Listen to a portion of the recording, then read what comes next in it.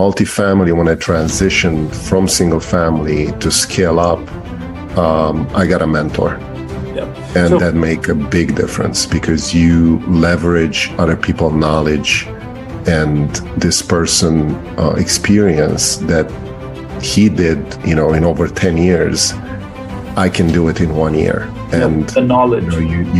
You go from 0 to 10 in a much faster time. Welcome to the Power of Passive Income and How to Retire Rich with your host, Vijay Patel. Get your financial advice straight from the experts and learn how to take your first steps towards financial freedom. If you're ready to retire rich, then listen up. Yeah. Like when you do the first part, the profit will automatically happen, right? Yes. Even when I enter into real estate, it was a mindset of profit, but then I had some great mentors and I had that switch that, you take care of this, automatically your bottom line will be added. You don't have to focus on that. But if you focus too much on the bottom line, you may be leaving on, cutting corners or doing something that will add value, but you're not doing it because you are so much concerned about your bottom line. That's very true. And this is another thing that I would definitely encourage your audience to do. And it made a big difference for me. Remember, I started in a single family by myself. And it took me a long time and many years to build up a portfolio.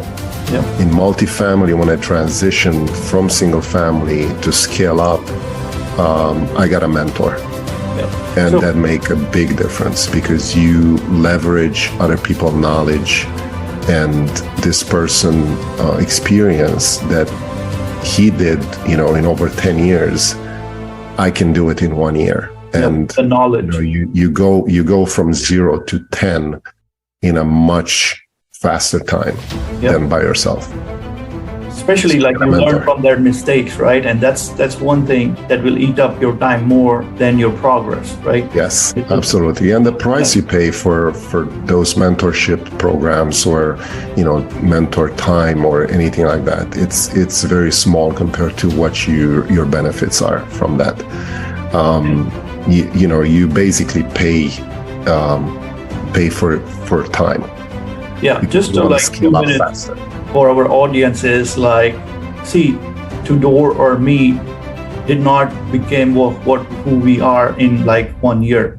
It's a journey that you have to go through. So one thing you always have to keep in mind is we both started as a passive investor at some point, just to learn the game. And for you, it would be the best thing because nobody's going to open up their books in front of you unless you are involved in the game, right? No, and obviously, I knew a lot about real estate from single family space. And when I decided to scale up to multifamily, that's what I did.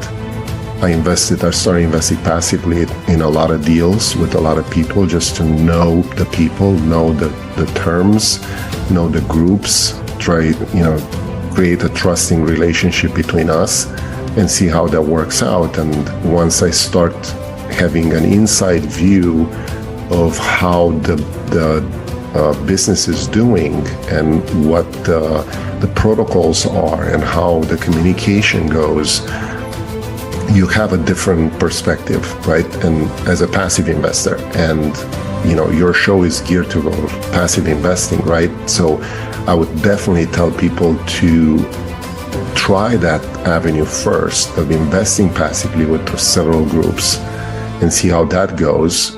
It's not money that you're going to lose. It's hard to lose money. Remember, in real estate, 98% of billionaires are in real estate, right? They're not in stock market. So that's the beauty of real estate. It's hard to go wrong with it because it's a real asset. So besides going passively with those groups, then you realize that you can do something. If you want to become a general partner and do your own deals, that's an extra step that you can take, but only after you have exposure to how another general partner behaves to you as a passive investor, as a limited partner, right? And that's what I learned a lot from, because plus plus you are joining the team, right? And real estate is always a team sport. So when I was investing, I was monitoring all the guys, right? So there may be 5-6 guys, and everybody has a role to play. Somebody was a deal finder, somebody was the property management, somebody was boots on the ground, somebody was the capital raiser. So I try to analyze each and every individual and then try to relate myself that, okay, which of these characteristics I can fit myself in, right? And then I try to identify those things and try to refine my skills just based on that. And I'm sure that's what you did too. Yeah, obviously, I noticed a lot of things that I didn't like to how I was treated as a passive investor, and I liked a lot of things that I saw with some groups that I really liked. So I transfer all those experiences into what I am now as a general partner in a few deals. I just closed the 4th deal I'm in yesterday. So it's possible. If I'm a 28-year-old immigrant coming into United States with no English and no knowledge, and 30 years later almost, where I am right now, everything is possible. It's just a mindset game, right? Especially for people that are starting out right now, thinking about real estate investing and passively investing in it. Take the first step. Take action. Yep. It's possible, and you will do well if you keep at it, be consistent, be disciplined, educate yourself, and try to have a positive attitude towards a calculated risk investment, right? Because everybody will say, well, I'm not sure if I should put money in this or that or whatever. The more you wait, the more is going to come against you. Real estate investing is a long-term game that can give you a lot of benefits, but it's not a quick get-rich-quick game. Yeah. So you have to be persistent, you have to be consistent, and know and educate yourself of who you're investing with and what are the benefits by doing that. Yeah. And one thing is it's a transition. So always have a mindset that I'm making a transition, and transition never happens overnight.